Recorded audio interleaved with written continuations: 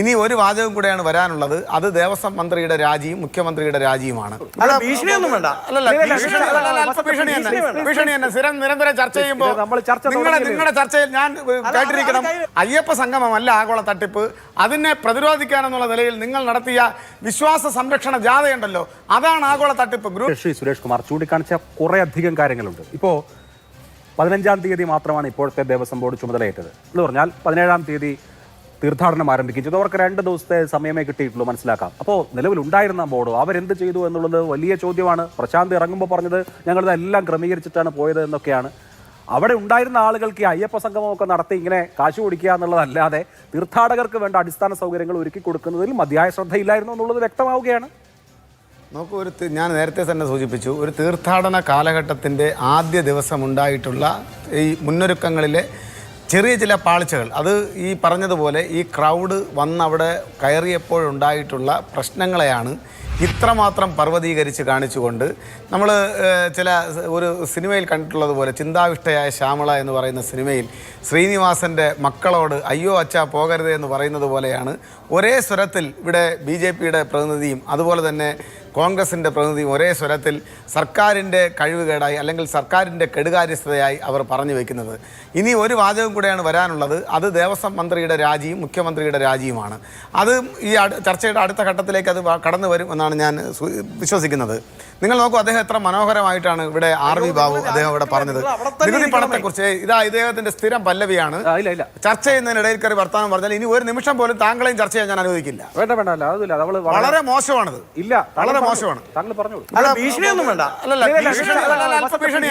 ഭീഷണി തന്നെ നിരന്തരം ചർച്ച ചെയ്യുമ്പോൾ നിങ്ങളുടെ ചർച്ചയിൽ ഞാൻ കേട്ടിരിക്കണം. നിങ്ങൾ പറയുന്നത്, ഞാൻ പറയുന്ന സമയത്ത് നിങ്ങൾ ഇടപെടുന്നത് ഏത് രീതിയാണ്? അല്ലല്ല, നിങ്ങൾ ഇങ്ങനെ ഇടപെട്ടാൽ, നിങ്ങൾ ഇങ്ങനെ മര്യാദ ഇടപെട്ടാൽ, നിങ്ങളുടെ ചർച്ചയിൽ നിരന്തരമായി ഞാനും ഇടപെടും എന്നാണ് ഞാൻ പറഞ്ഞത്. അത് ഭീഷണിയായി തോന്നിയിട്ടുണ്ടെങ്കിൽ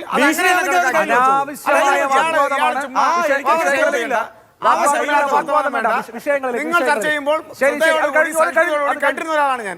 പ്രേക്ഷകർ ശ്രദ്ധിക്കുന്നുണ്ട്. നിരന്തരമായി ഇതൊരു അവസാനിപ്പിക്കണം. ഇപ്പൊ നികുതി പണത്തെ സംബന്ധിച്ച് സൂചിപ്പിച്ചു. നികുതി പണം സർക്കാരാണ് കൊണ്ടുപോകുന്നത്. എന്റെ പ്രിയപ്പെട്ട സുഹൃത്ത് ശ്രീ RV ബാബു ശ്രദ്ധിക്കേണ്ടത്, നികുതി പണം GST ഇനത്തിൽ ഭൂരിഭാഗം കൊണ്ടുപോകുന്നത് കേന്ദ്ര സർക്കാരാണ്. അവിടെ നിന്ന് വിഹിതത്തിന് വേണ്ടി സമരം ചെയ്യേണ്ടുന്ന ഗതികേടിലാണ് കേരളത്തിന്റെ സർക്കാർ. ഇതെല്ലാം ജനങ്ങളടുത്ത് പറഞ്ഞ് തെറ്റിദ്ധരിപ്പിക്കുന്ന നിലയിലേക്ക് നിങ്ങൾ പറയുന്നത് തെറ്റായൊരു കാര്യമാണ്. ഇവിടെ BJPയുടെ പ്രതിനിധിയേക്കാൾ എത്ര മനോഹരമായിട്ടാണ് കേന്ദ്ര ദ്രുതകർമ്മ സേനയുടെ സേവനത്തെ സംബന്ധിച്ച് കോൺഗ്രസിൻ്റെ പ്രതിനിധി പറഞ്ഞത്. എന്തെല്ലാം ന്യായീകരണമാണ് അദ്ദേഹം ഇവിടെ പറഞ്ഞ് മെഴുകിയത്. അതാണോ സംഭവം? 12/9/2025 ഞങ്ങൾ അപേക്ഷ കൊടുത്തതാണ് സംസ്ഥാന ഗവൺമെൻറ്. ആ കൊടുത്ത അപേക്ഷയെ ബീഹാറിൻ്റെ ഇലക്ഷനെ സംബന്ധിച്ച് പറഞ്ഞുകൊണ്ട് നീട്ടിക്കൊണ്ടുപോയി. ഇപ്പോൾ ഇലക്ഷൻ കഴിഞ്ഞു, റിസൾട്ട് കഴിഞ്ഞ് എത്ര ദിവസമായി. ഞങ്ങൾക്ക് സഹായം അനുവർത്തിച്ചില്ല എന്നല്ല, ഞങ്ങൾക്ക് സഹായം വേണ്ട, നിങ്ങളുടെ സഹായം ഞങ്ങൾക്ക് വേണ്ട. ഞങ്ങൾക്കിത് പെട്ടെന്നുണ്ടായിട്ടുള്ള ഈ തള്ളിക്കയറ്റത്തിൻ്റെ, ഭക്തരുടെ തള്ളിക്കയറ്റത്തിൻ്റെ ഭാഗമായി ഉണ്ടായിട്ടുള്ള ചില പ്രശ്നങ്ങളാണ്. അത് ശാശ്വതമായി പരിഹരിക്കാൻ ഞങ്ങൾക്ക് കഴിയും. ഇനി ദ്രുതകർമ്മ സേന വന്നാലും ഹെലികോപ്റ്റർ പോലെ അല്ലെങ്കിൽ മറ്റേതെങ്കിലും റേഷനറി തന്നതുപോലുള്ള സേവനങ്ങൾക്ക് പിന്നീട് ഇത്ര രൂപ ഞങ്ങളിൽ നിന്ന് വേണമെന്ന് പറഞ്ഞ് സംസ്ഥാന ഗവൺമെൻറ്റിനോട് കോടിക്കണക്കിന് രൂപ ആവശ്യപ്പെടില്ല എന്ന് ആര് കണ്ടു? ഇതാണല്ലോ നടക്കുന്ന രീതി. ആ രീതിയെ പോലും ന്യായീകരിക്കുന്നത് ഹിന്ദു ഐക്യവേദിയുടെ BJPയുടെ പ്രതിനിധിയല്ല ഇവിടെ ന്യായീകരിക്കുന്നത് കോൺഗ്രസിൻ്റെ പ്രതിനിധിയാണ് എന്നുള്ളതാണ് കേരളം കാണുന്ന ഏറ്റവും പ്രധാനപ്പെട്ട വിരോധാഭാസം.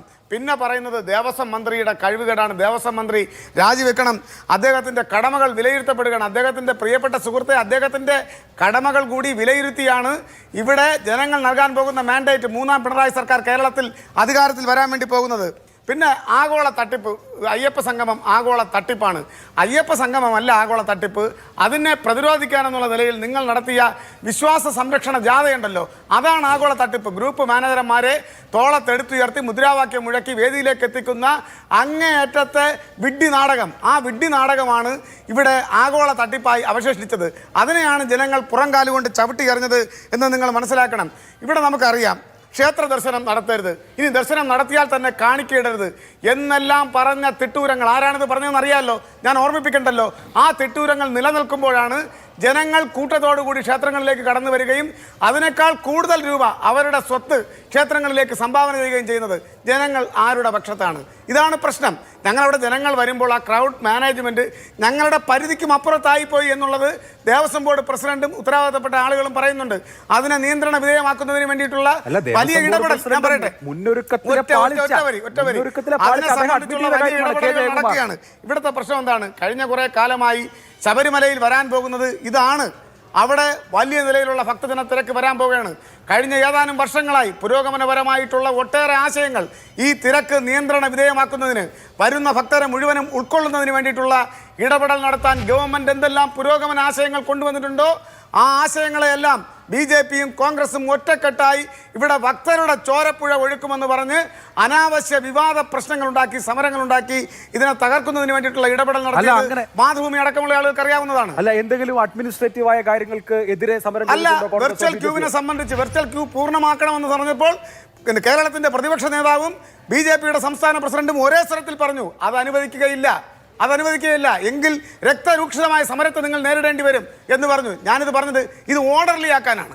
ഭക്തജന തിരക്ക് ഓർഡർലി ആക്കിയാൽ ഒരു പരിധിവരെ ഇത് കാനന മേഖലയിൽ നിലനിൽക്കുന്ന ഒരു പരിപാവനമായ ക്ഷേത്രമാണ്. അപ്പോൾ സ്വാഭാവികമായും ഇത് ഓർഡർലി ആക്കാതെ, ഇത് വെർച്വൽ ക്യൂ വഴി ഓർഡർലി ആക്കാതെ ഒരു ഇഞ്ച് പോലും നമുക്ക് മുന്നോട്ട് പോകാൻ കഴിയില്ല ഈ മാറിയ കാലഘട്ടത്തിൽ. ആർക്കാണ് അറിയാത്തത്? അങ്ങനെ കൊണ്ടുവരുന്ന പുരോഗമന പ്രവർത്തനങ്ങളെ തുരങ്കം വെക്കുന്നതിന് വേണ്ടിയിട്ടുള്ള പ്രസ്താവനകൾ നടത്തി ജനങ്ങളെ ആശങ്കയിലേക്ക് തള്ളിവിടുന്ന പ്രവണതയല്ലേ പലപ്പോഴും കേരളത്തിന്റെ പ്രതിപക്ഷ നേതാവിന്റെ BJPയുടെ സംസ്ഥാന പ്രസിഡന്റിന്റെ ഭാഗത്തുനിന്നുണ്ടായിട്ടുള്ളത്. അത് എത്രയോ സ്റ്റേറ്റ്മെന്റ് ഇവിടുത്തെ ആർക്കൈവ്സ് പരിശോധിച്ചാൽ കാണാൻ വേണ്ടി സാധിക്കും. അതല്ലേ വസ്തുത?